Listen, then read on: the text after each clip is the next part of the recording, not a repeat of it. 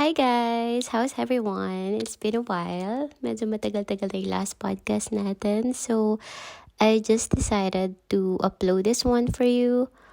Actually, I just wanna share a story as well kung bakit naisip ko ulit gumawa ng bagong podcast. So, when I, when I started doing podcast, parang I just did it because for friends talaga na I have friends na kahit ang layo-layo ko na sa kanila, whenever they have to make decisions or parang medyo confused sila, may pinagdadaanan sila, they will always message me. Actually, sobrang sweet na mga friends ko and I appreciate that they want my advice sa mga bagay-bagay. But I was too shy to share to the world because una cringe yung boses. Diba pag narinig mo yung boses mo, parang ano ba yan, so pabebe.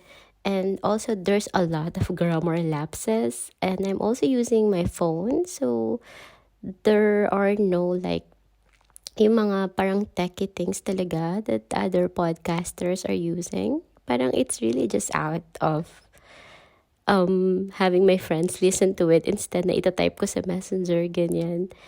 And then one time, a friend visited us and she was like, meron kang podcast, babe. We're listening to it. And I was like, and yung iba naming friends are actually like, oh, let's support Glay. And I was so touched because sobrang ilan lang yung nakakalam that I uploaded one. But then, ang dami pala. Like, I have friends pala who are really listening to it. So, yeah, maybe it's not for like, alam naman natin yung mga influencers right now, they do things for like, for money, and syempre mas okay din if there's money, but I just really do it to help my friends. And ayun, so let's talk about one of the most important topics. Oh, important ba? One of the topics that I see na medyo very timely in this time of social media is that a lot of people feel bad about themselves imbes na ma-inspire sila of sa mga bagay na nakikita nila online. Like when they see their friends succeeding or everyone else is having a good life, parang they feel bad about it. So, is social media making you feel depressed? If yes, please listen to this. So, we have to start dun sa feeling na social media is making me feel depressed. Parang nalulungkot ako, ba't ganun? Instead na matuwa ako for other people. Parang somehow may kurot sa puso ko na the word naiinggit ako, bakit ganun successful yung lahat, bakit siya masaya, bakit parang perfect ng buhay niya, ganyan. So, first, I really want to tell you guys na every emotion is valid. That's something that I will always tell my friends. Kapag may nafe-feel sila na, I feel this way. And I will always tell them na that's valid. Kung ano yung nafe-feel mo, valid siya. But also, siguro na-grow na rin ako over time. And I learned na walang ibang, di ba sabi nga nila, no one will save us but ourselves. So, I also learned through time na our emotions can be controlled by anyone but us, and our perspective of course can be influenced by other people, by out outdoor what's outside sources, ganyan. But at the end of the day, it's still us. And so easier said than done, but it's really us who need to change that perspective. And so I'm just really happy siguro ever since talaga, kahit nung bata pa ako.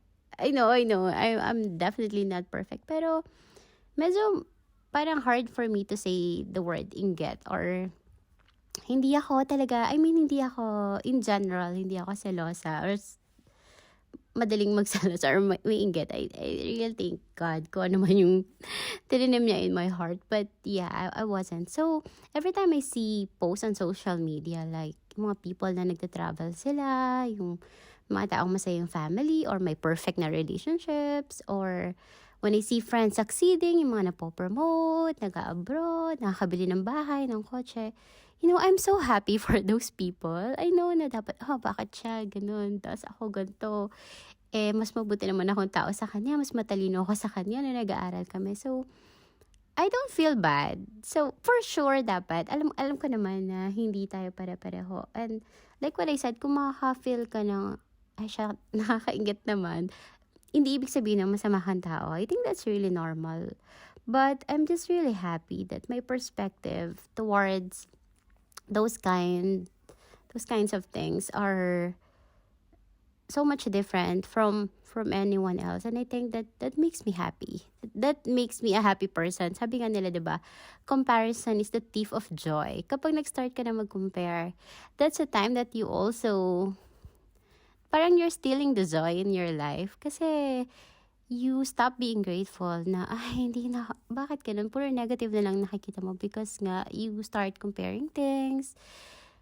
Bigla mong na-realize na, ay, ang lungkot-lungkot pala ng buhay ko, ganyan. So, I think there is a positive side in comparing things, kasi kailangan mo rin makita na, ay, dapat, ito yung standard. Dapat medyo andito na rin ako. But, it also, kung titingnan mo siya in another way, it will also make you feel bad kasi you're comparing the page 8 of someone else to your page 1, kasi hindi naman tayo pare-pareho ng journey. We have different timelines. So, a lot of people, hindi kayo pareho ng, kasi baka siya, ang tagal niya dun sa work na yun, or ang tagal na niya ang pinagtatrabahuan yun, or marami na siyang pinagdaanan. That's why, nag-succeed na siya. So, ikaw, andun ka pa lang sa starting point ng buhay mo. And yung mga trials, kailangan mo siya talagang pagdaanan before you go to that page 8 or page 100 of someone else. So, dahil dyan, whenever I scroll, sa Facebook or Instagram, social media is actually my one of my sources of happiness. I don't know about you guys. Meron talaga yung mga tao na parang, ang toxic naman ng social media ko. But, it means that, di ba sabi nila, we have to choose our circle.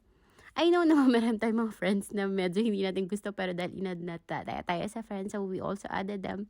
But you have the ability to control your crowd or whatever, kung ano man yung group na meron ka. And I'm just very happy because my social media, I think, is one of my sources of inspiration. And kapag stress ako, di ba, ganun tayo kapag when we're stressed, when we want a break, ang gagawin talaga natin mag-i-scroll. So, imagine kung stress ka na sa buhay mo, and then yung way mo pa to distress is also causing you stress, then it doesn't make sense.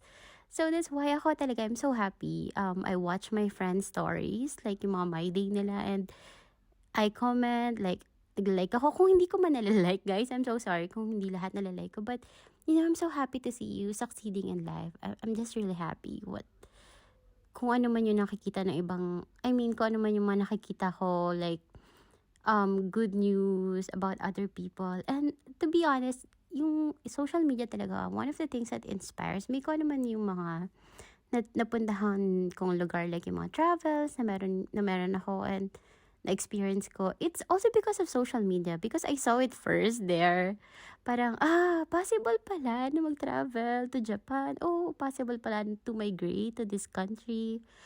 And, yeah, so, ayun, masaya talaga ako. And during those times na nag-start social media, I think isa ako sa mga pioneer ng mga Facebook and Instagram. And before, we also had Friendster, MySpace. Yan, isa talaga ako sa mga dati. Mga unang member ng mga yan. And, syempre dati, hindi pa naman same yung kalagayan ko. Like, I still wasn't living abroad. Hindi pa tayo ganun nakakaluwag-luwag sa buhay. So, I think I will also feel different. I felt different during those times. But again, I use whatever I saw in social media as my inspiration to be where I am right now. Well, hindi pa naman to yung peak for sure of the success and happiness in life, but I am so happy, or I think I'm confident to say that I'm in a very good place at this time. But social media played a lot and a lot of role dun sa kung ano man yung mga siguro mga parang happiness or success stories that I also experienced in life. And ayun, like, I really do follow the right people. I think it will boil down to that. It boils down to the fact that you should follow the right people, or we have the option now to unfollow. I mean, keep them, yung mga tao na as friend. Kasi syempre, I think, ako, like, personally, I don't want to offend other people na i-unfriend ko sila. But if I think na medyo toxic yung post niya, let's say someone is posting about, kunyari, government, and you don't want to see that, and you don't need na i-hate mo siya na, ano ba naman, ba't man ganun yung mga post na lagi. So, maybe, keep your peace na to unfollow that person na lang. So, you won't see that much post. And then, yung mga nagpapahappy sa'yo, then keep following those people. Or, parang I really think na it pays na yung mga friends mo are your sources of happiness too. And hindi sila sources of inggit for you. And also, you really tama yung may kasabihan sila na we need to clap for other people even if it's not yet our time. We need to do that because our time will come. And if you're listening to this and if you are at your worst time in your life na feeling mo you're so down and wala lang, parang everything's not making sense, I tell you that it will get better in time. And one day or someday you will look back itong moment na to and ma-realize mo, I'm so glad that Glay said that and this is happening to me now. So, just keep pushing forward and work for those dreams. You will definitely make it. So, ayun nga. So, maybe just to end this is like to remind ourselves na the way we see things, depende siya kung ano yung perspective natin as a person. Kasi, like, may dalawang tao, both of us are in the same place, but we will see that situation in a very different way. And so, like what I said a while ago, at the end of the day, it's really our responsibility to work on our emotions, on our perspective. If it will help you to read maybe mga self-help books or to follow the right people, like what I said, listen to inspiring talks, and maybe just surround yourself with the right people, with the positive people. It will really change your life. And ayun nga, let's try to be happy for other people, to clap for their success, and to be grateful. Be grateful. And also, guys, I just want to remind you that social media is not, diba sabi nga nila, hindi siya totoo. It's not real. Whatever we see, it's not real.